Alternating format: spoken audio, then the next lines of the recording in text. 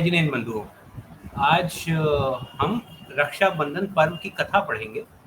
ये रक्षाबंधन पर्व भारत के इतिहास में ही नहीं एक महत्वपूर्ण स्थान रखता है। इस रक्षाबंधन पर्व का एक बहुत ही महत्वपूर्ण स्थान जैन दर्शन में भी है।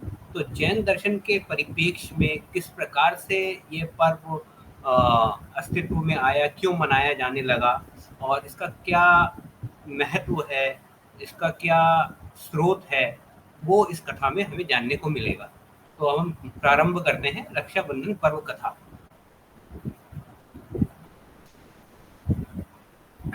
इसको हम विष्णु कुमार मुनि की कथा के रूप में भी जानते हैं जैन दर्शन।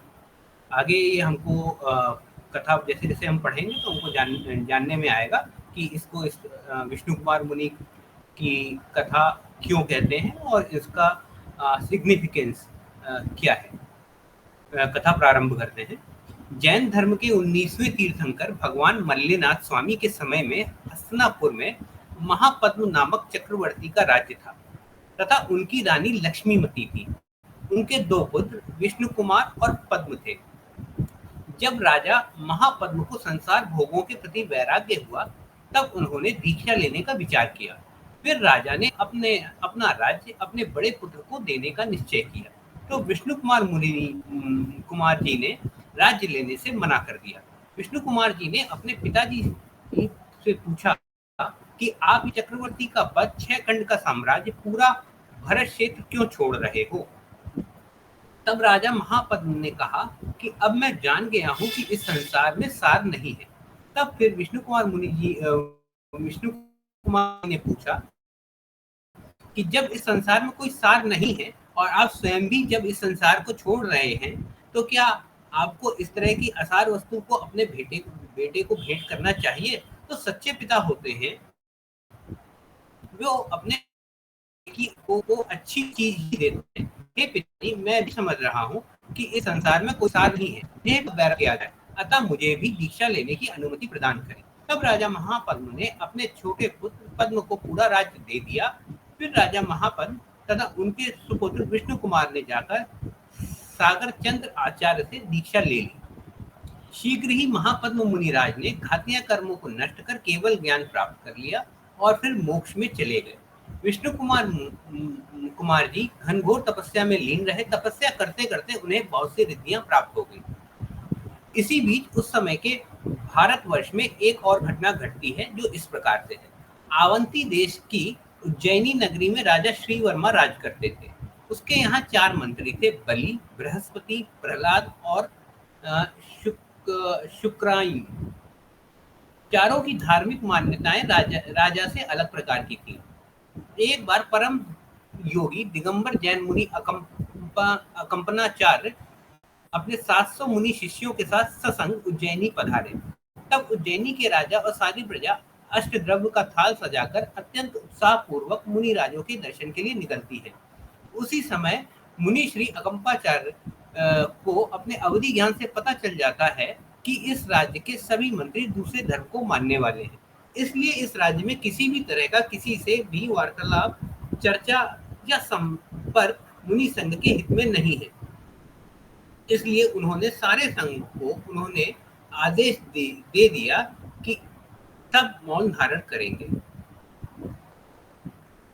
जब राजा और प्रजा ने वहां पर जाकर वंदना करने के पश्चात मुनि राजों से निवेदन किया कि हे ज्ञानवान गुरुवर, हमें धर्म का उपदेश दीजिए जिससे हम अपने संपूर्ण जीवन को सफल बना सकें। लेकिन किसी भी मुनिराज ने कोई भी जवाब नहीं दिया क्योंकि सब साधु मौन थे। प्रयास करने पर भी किसी भी मुनिराज ने अपना मौन नहीं खोला। तब इन चारों मंत्रियों ने राजा को बोला कि अरे ये मुनिराज तो मेरे अंगूठे छाप हैं, इनको कुछ आता नहीं है। अगर इन मुनिराजों को कुछ आता होता तो ये मौन नहीं रहते। बस जैसे जैन साधु बनने पर इनको सम्मान, भोजन आदि मिल जाता है, यही कारण इनकी जैनेश्वरी दीक्षा लेने का है। इसके सिवा कोई और कारण नहीं है। आप इनसे धर्म का स्वरूप पूछ रहे हैं, लेकिन ये सब मुनि जानते हैं कि इनको कुछ नहीं आता है। हे राजन, जब आपके साथ हमारे सरीखे इतने विद्वान मंत्री हैं तो ये कैसे कुछ बोले। अतः ये चुप ही रह रहे हैं और कुछ नहीं बोल रहे हैं। इसके बाद राजा के साथ वे सब नगर की ओर लौटने लगे। तब रास्ते में इसी संग के एक क्षुरसागर नामक मुनिराज को आता देख इन चारों मंत्रियों में से एक मंत्री बोला, अरे देखो कैसा जवान बैल चला आ रहा है। इन मुनिराज को पता नहीं था कि आचार्य ने सबको मौन रहने का आदेश दिया है। अतः इन मुनिराज ने मौन व्रत नहीं लिया था, इसलिए उन्होंने स्यात शब्द बोला तो राजा को लगा साधु तो मौन नहीं है। तब राजा ने पूछा कि इसका अर्थ क्या है। तब मुनिराज बोलते हैं कि इस संसार में भ्रमण करने वाला जीव कभी बैल योनि में भी उत्पन्न हो जाता है, बैल में जाने की दशा भी बनती है। तो उस भूतपूर्व अवस्था से आपके मंत्रियों ने सही कहा है। तो एक मंत्री बोलते हैं कि क्या आप मानते हैं पुनर्जन्म? किसने देखा है पुनर्जन्म? जो आंखों से नहीं देखा जा सकता वो सत्य कैसे हो सकता है? तब मुनिराज तत्काल उत्तर देते हैं कि तुम्हारे माता पिता की विवाह विधि हुई थी, क्या वो तुमने देखी थी? वो मंत्री कहता है कि हाँ हुई थी। तब मुनि बोलते हैं कि तुम कैसे कह सकते हो कि विवाह विधि हुई थी? तो मंत्री बोलता है कि हुई तो थी, लेकिन तुम तो बोल रहे हो कि जो आंखों से दिखता है वही सच होता है। तो मंत्री बोलता है कि मैंने सुना है। तो फिर मुनि बोले कि तुम्हारी पहली बात झूठी सिद्ध हो रही है। सुनते ही उस मंत्री को कुछ जवाब समझ में नहीं आया। तो फिर मुनिराज बोले कि जो हम आत्मा परमात्मा की धारणा को लेकर चल रहे हैं वो भी हमने सुनी है। हमने हमारे सदगुरु से, उन्होंने गणधर परमेश्वरी ने उनके गुरु तीर्थंकर भगवान सर्वज्ञ से ये बात सुनी है। इस तरह अनादि काल से आज तक ये मान्यता चली आ रही है, इसलिए हम भी उस पर अविश्वास नहीं करते हैं। इस प्रकार इन मंत्री के पास अब कोई जवाब नहीं था। अतः ये चारों मंत्री उन मुनिराज से परास्त हुए। बात तो सच है कि जो ज्ञानी महात्मा हैं, जिनको चारों अनियोगों का ज्ञान है, उन आत्मज्ञानी महापुरुष को कोई जीत नहीं सकता। वाद विवाद में उनका कोई पराजित नहीं कर सकता। जो लोग थोड़ा बहुत पढ़कर तर्क वितर्क करने लग जाते हैं वो अपनी ही बात से खुद ही पराजित हो जाते हैं। इस तरह स्यादवाद के धारक मुनिराज ने सबको पराजित कर दिया और वो सब मंत्री गण परास्त होकर ग्लान मुक्त हो चले जाते हैं। इसके बाद मुनि सागर जी आचार्य अकंपनाचार्य जी के पास जाते हैं तथा उनको सब मंत्रियों से हुए समस्त वार्तालाप को बता देते हैं कि रास्ते में घटना हुई जो मुझे थोड़ा सा शास्त्रार्थ करना पड़ा और वो परास्त हो गए। तब ये वे आचार्य बोलते हैं कि तुमने मुनि संघ के ऊपर संकट ला दिया। अब इस संकट से बचने का एकमात्र उपाय यही हो सकता है कि तुम पुनः उसी स्थान पर चले जाओ और कायोत्सर्ग मुद्रा में मौन होकर खड़े हो जाओ। इससे संकट भी टल जाएगा और कायोत्सर्ग करने से तुमसे गुरु की आज्ञा कि अनजाने में जो भूल हुई है उसका भी प्रायश्चित हो जाएगा।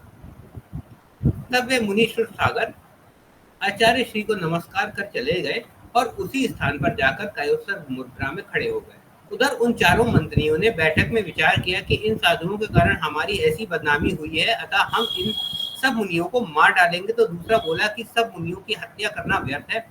अंत में निर्णय यह निकलता है कि जिस मुनि के कारण हमको इतनी बदनामी हुई है उसी मुनि की हत्या करना चाहिए। अतः अब हम रातों रात उस मुनि को मार डालेंगे। फिर चारों मंत्रीगण रात को उसी मार्ग से निकलते हैं। रास्ते में चांदनी रात में शिवसागर मुनिराज को कायोत्सर्ग मुद्रा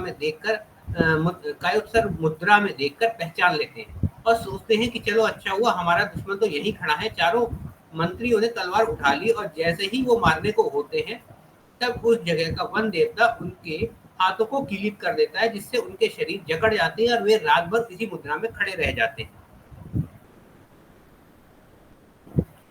सुबह जब जनता मुनिराजों की वंदना के लिए निकलती है तब रास्ते में इन दुष्टों को मुनिराज को मारने के लिए तलवार उठाए किलित मुद्रा में देखकर अत्यंत क्रोधित होकर राजा को बताती है। तब राजा बहुत कुपित होता है और इन दुष्टों को इतना नीच कार्य करने की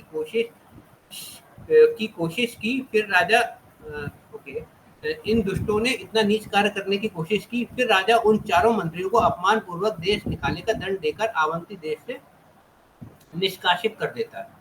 इसी बीच हसनापुर के राजा पद्म सिंहबल नामक राजा इसी बीच हसनापुर के राजा पद्म पर सिंहबल नामक राजा चढ़ाई करता है। तब ये चारों मंत्री अपने छल बल से सिंहबल राजा को बंदी बनाकर राजा पद्म के सामने ले आते हैं।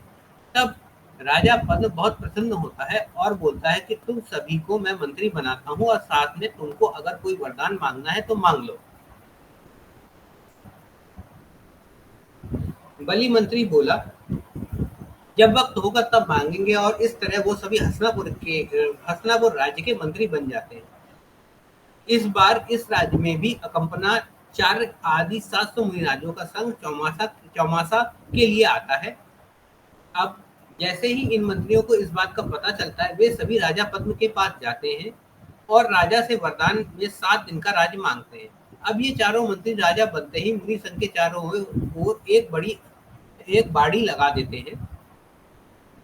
फिर उसमें अग्नि जलाकर यज्ञ प्रारंभ कर देते हैं और लकड़ी आदि जलाने लगते हैं। तब चारों ओर सारा धुआं फैल जाता है। यह धुआं मुनिराजों के गले नासिका में चले जाने से मुनिराजों को अत्यंत कष्ट हो जाता है, लेकिन फिर भी वो सभी मुनिराज समता धारण कर वहीं पर अपने आत्मचिंतन में लीन हो जाते हैं और आहार जल का त्याग कर देते हैं। इधर इस यज्ञ का धुआं दिन प्रतिदिन बढ़ता ही जा रहा है और उधर मुनिराजों का दर्द भी बढ़ता ही जा रहा है। छठी रात को इस अत्यंत पीड़ादायी घटना से श्रवण नक्षत्र भी कंपायमान हो उठता है। श्रवण नक्षत्र इस स्थल से बहुत दूर विराजमान अवधि ज्ञान के धारी आचार्य सागर चंद्र जी ने इस कंपित नक्षत्र को देखकर जाना कि ये बहुत अमंगलकारी अशुभ संकेत है। और फिर भी मुनिराज अपने अवधि ज्ञान से जान गए कि अकंपना 4 आदि 700 मुनिराजों पर प्राण संकट आया हुआ है। तब एकदम से उनके मुख से आह ये शब्द निकलते हैं। तब उन्होंने संग में एक क्षुल्लक जी जिनके पास आकाशगामिनी विद्या थी, उनको आधी रात को ही बुलाया और बोला कि तुम तत्काल धरणी भूषण पर्वत पर विराजमान विष्णु कुमार मुनि को जाकर बता देना कि वे विक्रिया रिद्धि धारक मुनि हैं और इन 700 मुनिराजों पर आए इस भीषण संकट का निवारण सिर्फ वे ही कर सकते हैं। सॉरी। अच्छा, तो यहाँ पे हमने ये जाना कि मुनिराज विष्णु कुमार वहाँ पे तपस्या कर रहे थे। इनकी तपस्या से इनको रिद्धि प्राप्त हो गई थी, विक्रिया रिद्धि। और ये जो आचार्य थे सागर चंद्र जी, इनको अवधि ज्ञान से ये जानकारी हुई कि मुनिराजों पे उपसर्ग आया है। कंपनाचार्य आचार्य कंपनाचार्य और इनके 700 मुनिराज जिनको कि इस नगरी में हस्तिनापुर में यज्ञ की अग्नि में होम किया जा रहा था। एक तरीके से उनके चारों ओर वो परकोटा बना करके। तो और ये क्षुल्लक जी गए थे। ये क्षुल्लक जी के पास इनके पास आकाशगामिनी विद्या थी। तब वे क्षुल्लक जी अब आगे बढ़ते हैं। तब वे क्षुल्लक जी आकाश मार्ग से चले जाते हैं और विष्णु कुमार मुनि को सब बताते हैं। तब इन मुनिराज को याद आता है कि हस्तिनापुर का राज तो मेरे पूर्व भाई का राज्य है, फिर उनके राज्य में 700 मुनिराजों पर यह विकट संकट कैसे आया। साथ ही उनको खुद की कठोर तपस्या में लीन रहने से यह पता ही नहीं चला कि उनको विक्रिया रिद्धि प्राप्त हो गई है। अतः वे मुनिराज इस रिद्धि को जांचने के लिए अपना हाथ आगे बढ़ाते हैं, तो वो उनका हाथ पर्वतों को पार करता हुआ, समुद्रों को पार करता हुआ मनुष्य लोक की अंतिम सीमा तक चला गया। और फिर उन्होंने अपने हाथ को वापस कर लिया और समझ गए कि मुझे ये रिद्धि प्राप्त हो गई है। फिर वे विष्णु कुमार मुनि तत्काल वहां से आकाश मार्ग से हस्तिनापुर आ जाते हैं और अपने पूर्व के छोटे भाई राजा पद्म से पूछते हैं कि तुम्हारे राजा होते हुए इन 700 मुनिराजों पे इतना बड़ा संकट क्यों आया। राजा पद्म बताता है कि अगर मैं राजा होता तो कभी ये नहीं होने देता, लेकिन अभी मेरा राज्य 7 दिनों के लिए उन मंत्रियों के पास है, अतः मैं कुछ भी नहीं कर सकता हूँ। कृपया आप कुछ उपाय करें, क्योंकि इस विभत्स कार्य से हम सब अत्यंत दुखी और परेशान हैं। तब विष्णु कुमार मुनि विक्रिया रीति से अपना रूप बदलकर वामन का रूप धारण करते हैं। फिर वे वहां जाकर बड़ी सुंदर आवाज में वीणा को लेकर वेद पाठ प्रारंभ करते हैं। तब बलि राजा बहुत अच्छे से उस वामन का स्वागत करते हैं और पूछते हैं कि हे विप्र, आप क्या चाहते हो। आपका इतना सुंदर वेद पाठ सुनकर हम प्रसन्न हो गए हैं। आज किमिचित दान का दिन है, आपको जो भी मांगना है वो मांग लो। तब वह वामन ऋषि कहते हैं कि हमें संपत्ति तो नहीं चाहिए, लेकिन 3 डग जमीन चाहिए। तब राजा बलि उसे 3 डग जमीन देने का वादा करते हैं। तब विष्णु कुमार मुनि बोलते हैं, लो बलि, बलि राजा, मैं 3 डग जमीन नापता हूँ। ऐसा बोलते ही उनके शरीर का आकार बढ़ना प्रारंभ हो जाता है और इतना विशाल हो जाता है कि ज्योतिष पटल से उनका सर टकराता है। फिर वो एक पैर तो जम्बूद्वीप की वेदी पर रखते हैं, दूसरा सुमेरु पे रखते हैं, यानी 2 पैर में उन्होंने सुमेरु पर्वत से मानुषोत्तर पर्वत तक संपूर्ण मनुष्य लोक को नाप लिया। अब तीसरे पैर के लिए उनके लिए कोई स्थान बचा ही नहीं था, अतः उनका पैर हवा पर लहरा रहा था। तब देवलोक में हलचल मच गई। मध्य लोक के देवता लोग भी घबरा गए। उन सबने विचार किया कि अगर अभी इन मुनिराज को शांत नहीं किया तो उनकी नजर मात से तीनों लोग कंपित हो सकते हैं और असमय में प्रलय की स्थिति उत्पन्न हो सकती है। तब देवतागण उनको शांत करने के लिए 4 वीणा मंगवाते हैं और फिर वीणा से इतना सुंदर संगीत बजाते हुए क्षमा के गीत गाते हैं। तब मुनिराज शांत होकर फिर से सामान्य रूप में दिगंबर मुद्रा में खड़े हो जाते हैं। तब राजा बलि आश्चर्य में पड़ जाता है कि जैन साधु में इतनी क्षमता कि 2 डग में पूरा मनुष्य लोक नाप लिया और मैं बड़ा दानवीर बना फिरता बड़ा दानवीर बना फिरता था। तभी देवताओं ने फिर बलि आदि मंत्रियों को बांध दिया, इन मुनिराजों के चरणों में डाल दिया। तब ये सभी मंत्री समस्त 700 मुनिराजों से माफी मांगते हैं। तब मुनिराज उनको क्षमा कर देते हैं। साथ ही उन मुनिराजों का उपसर्ग भी देवता लोग मिटा देते हैं और वातावरण को सुमधुर तथा सुगंधित बना देते हैं। लेकिन जो धुआं उन मुनिराजों के अंदर चला गया था उससे उनको बहुत तकलीफ हो रही थी। फिर सुबह जब पूर्णिमा का ये रक्षाबंधन का दिन उदित होता है तब सभी 700 मुनिराज आहार के लिए जाते हैं। तो पूरी हस्तिनापुर नगरी के श्रावक लोग ऐसा सुमधुर आहार निर्माण करते हैं जिससे उन सभी 700 मुनिराजों की कंठ की पीड़ा ठीक हो जाए। फिर उन सभी 700 मुनिराजों को खीर में घी डालकर उसका आहार देते हैं। उस आहार से मुनिराजों के गले में शांति होती है और वे सभी लोगों को उनके कल्याण का उपदेश देते हैं। इस दिन पूरे राज्य और देश में एक अद्भुत वात्सल्य था। एक दूसरे के प्रति सम्मान और आदर का भावुक वातावरण बन गया।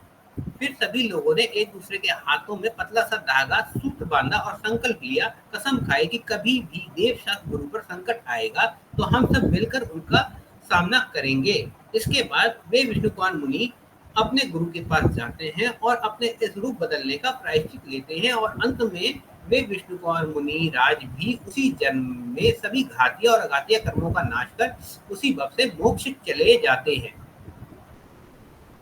इस तरह चैतन्य देव की सर्वोच्च शक्ति को दर्शाने वाले आत्म धर्म के शास्त्रों से परम पूज्य मोक्षगामी विष्णु कुमार मुनिराज की यह अद्भुत कथा जैन शास्त्रों में रक्षाबंधन पर्व के रूप में मनाई जाती है। तो यहाँ पे हम ये प्रसंग जानते हैं विष्णु कुमार मुनिराज का और जिनके कारण से जैन दर्शन में इस पर्व को मनाया जाने लगा और उनका महत्व, इस पर्व का ये महत्व है जैन शासन में। तो जैन धर्म के अनुसार रक्षाबंधन पर धर्म की रक्षा के लिए, हाँ, धर्म की रक्षा के लिए, वात्सल्य के लिए, देवशास्त्र गुरु के प्रति वात्सल्य। और देवशास्त्र गुरु के प्रति वात्सल्य है तो मूल रूप से देखा जाए तो हमारा एक दूसरे के प्रति भी वात्सल्य होना चाहिए, क्योंकि हम श्रावक होगा, श्रावकों से वात्सल्य भाव होना चाहिए। और क्योंकि हम वैसे भी अहिंसक दर्शन को मानने वाले हैं, वीतराग दर्शन को मानने वाले हैं, तो अन्य जो कि अन्य मतों के हैं या अन्य दर्शन को मानने वाले उनके प्रति भी अहिंसा वात्सल्य ये भाव होना चाहिए। तो उसी के प्रतीक स्वरूप ये रक्षा सूत्र बांधा जाता है। तो ये है कथा मूल रूप से।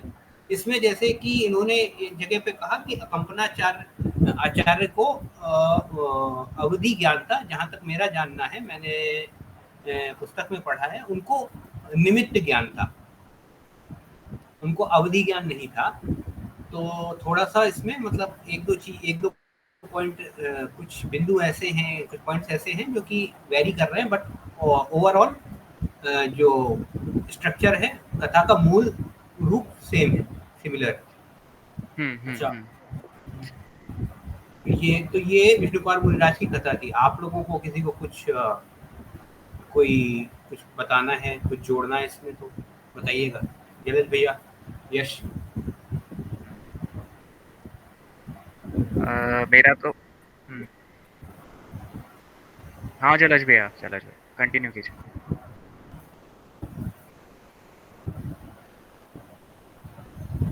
नहीं, मैं यही जो वरुण भैया ने बोला कि हमें रक्षाबंधन पर्व का जो मेन उद्देश्य है वो यही है कि धर्म की रक्षा करना, वात्सल्य भाव रखना सभी के प्रति, चाहे वो किसी अन्य धर्म का भी हो तो भी। हम्म, अगर वो धर्म पद पे है तो उसके लिए भी वात्सल्य भाव होना ही चाहिए। और यही। इसमें एक चीज और है, मतलब एक हम्म। एक बिंदु ये भी है रक्षा का।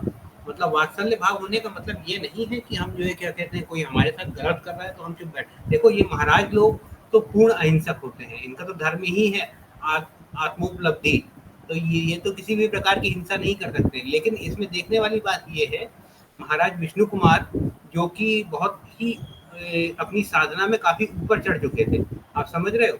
उसके बाद भी इन्होंने उस समय के लिए अपने मुनि धर्म को त्याग करके मुनियों की रक्षा के लिए वेश बदलना बहुत बड़ा इनके लिए एक तरीके से डीमेरिट हो गया, डिमोशन हो गया, क्योंकि इनकी जो साधना है वो उस देखा जाए तो वो छिल गई, मतलब हम्म। उसको वो ब्रेक हो गई। लेकिन क्योंकि इनके अंदर वात्सल्य इतना था, वात्सल्य था धर्म के प्रति और मुनिराजों के प्रति, और एक जीव रक्षा का भी बेसिक वो देखा जाए कि 700 मुनिराज हैं उनकी रक्षा के लिए भी। तो इनका ये धर्म भी जो है उसके बाद देखा जाए तो इनको विशेष बंद नहीं हुआ पाप कर्म का, क्योंकि अगर विशेष बंद होता तो मुक्ति नहीं होती। इन्होंने दोबारा से उसका प्रायश्चित किया और अंत में इन्होंने उसी जन्म से मोक्ष की सिद्धि करी।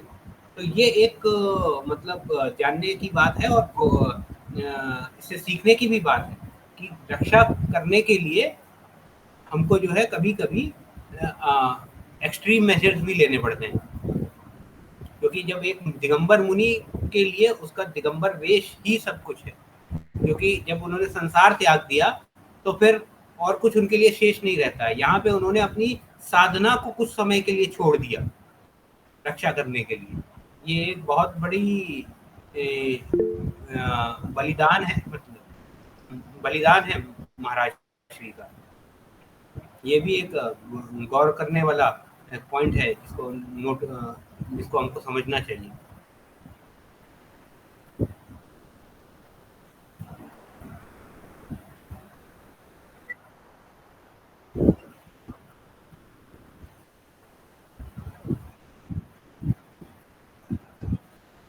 हम्म।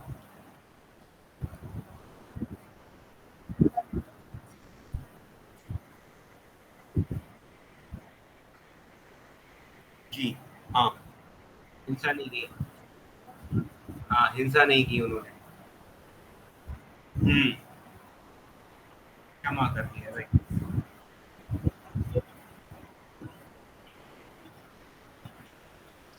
जी जी।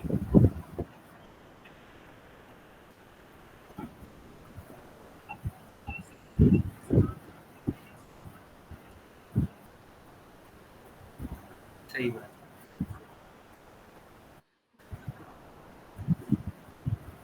हम्म। मारने का नहीं। हाँ। जी बिल्कुल सही बात। बिल्कुल।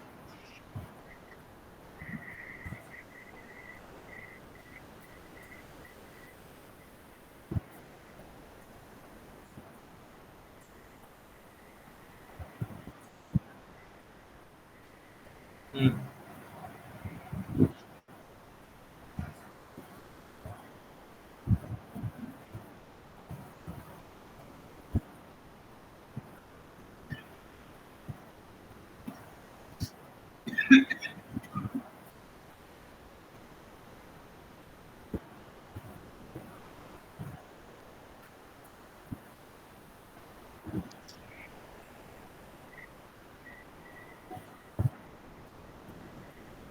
हम्म।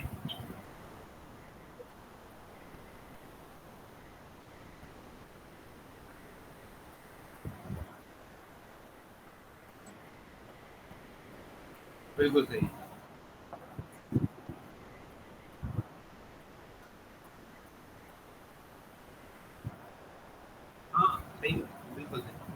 तो इसमें उनका वात्सल्य भाव दिख रहा है।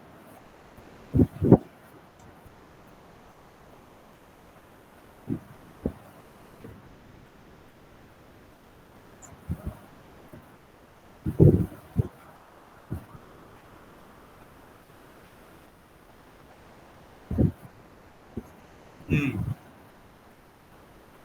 जी।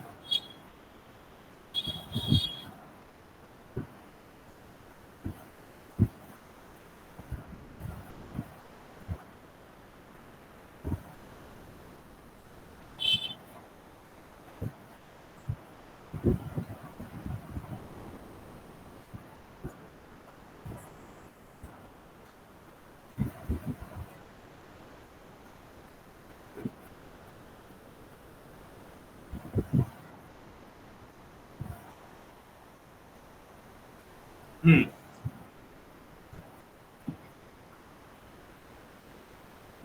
हुँ।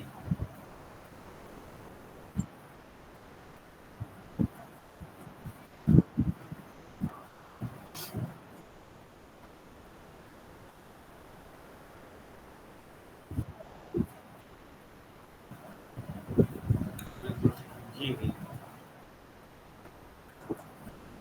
तो ये बहुत स्पष्ट थी बात। आचरण से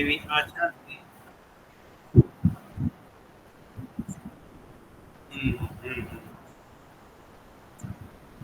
हुँ। हाँ, सही बात, बिल्कुल सही। बहुत स्पष्ट रूप से आपने समझाया भैया। तो आज ये रक्षाबंधन पर्व की कथा से हमने महाराज श्री के चरित्र चरित्र से ये जाना किस प्रकार से धर्म की रक्षा रक्षा के लिए उन्होंने वात्सल्य भाव को धारण करते हुए भी किस तरीके से वो अपना पुरुषार्थ किया और उसमें भी वात्सल्य बनाए रखा, ना कि सिर्फ मुनिराजों पे या जैन धर्मावलंबियों पे, उन राजाओं पे भी जो कि उपसर्ग कर रहे थे। तो ये कथा यहीं पे समाप्त हुई। जय जिनेन्द्र।